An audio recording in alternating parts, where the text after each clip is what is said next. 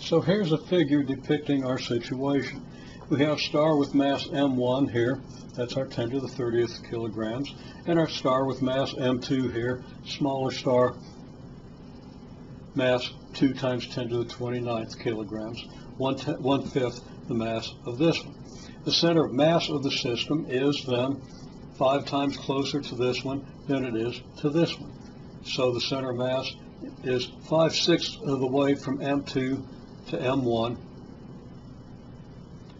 and R2 is, well, R2 is that distance from the center of mass to m2, R1 the distance from the center of mass to the center of star m1. I'm going to call R separation the 10 to the 8th meter separation of the two stars.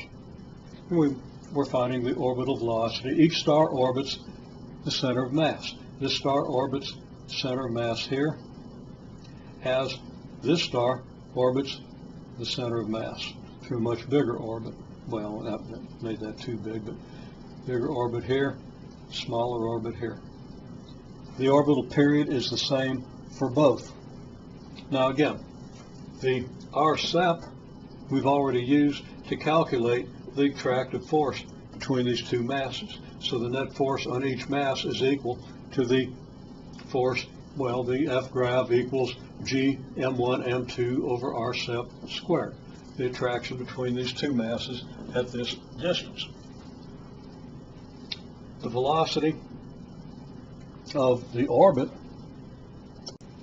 pause there to write something in, the velocity of an orbit is dictated by the condition that the attractive force be the centripetal force.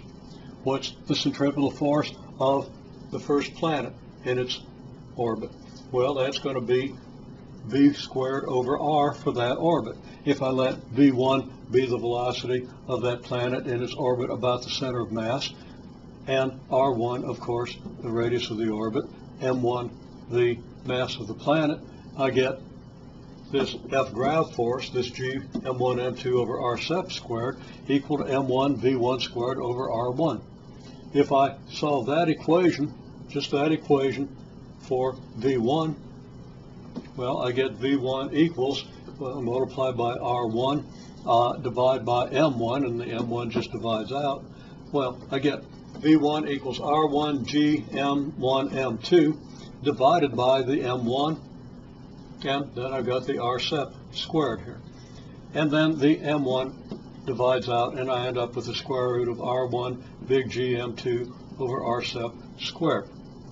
I could solve, we get rid of this and solve this equation for v2 and get a very similar result. So I've got a way to use the information we have to find the velocity of the first orbit. Now, your solution should not quote this formula. You should not treat this as a formula. This is simply a statement of the fact that the centripetal acceleration or centripetal force is due to the gravitational attraction for each of the two masses. We solve for v1, we solve for v2. We get v1 from that premise. Then what's our orbital period? Capital T is going to stand for our orbital period. As we say up here, it's 2 pi r1 over v1.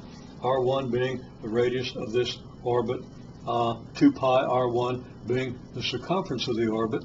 We divide the circumference by the velocity, and we get the time it takes to make a cycle.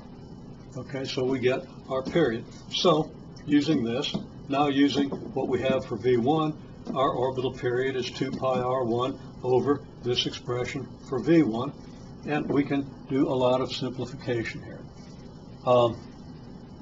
First of all, the r squared sep in the denominator of this square root just becomes an r sep in the denominator of a denominator and ends up in the numerator by the obvious operations. Multiply this by the reciprocal of this, and this is what you get. And then, of course, we got an r1 here and a square root of r1 here. So we're going to end up with the square root of R1 in the numerator. So there's more simplification that could take place if we want a formula for this thing. But as soon as we've got it simplified, we just plug our numbers in and we get the period of the motion. Now, as a check, we would want to solve for V2. Again, set this expression here equal to this expression. Solve for V2. Divide that into the circumference of the M2 orbit, okay, which is 2 pi R2. And we get our result once more.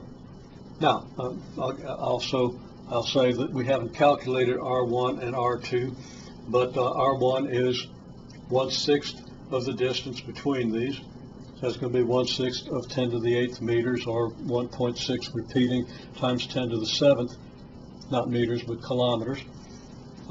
And M2 is going to be 0.83 repeating times 10 to the 17th kilometers, times 10 to the 8th, 10 to the 7th, not 10 to the 17th. Also mention the fact that R1 is just M2 over M1 plus M2 times R separation, and you get that just by calculating the center of mass and following the obvious steps.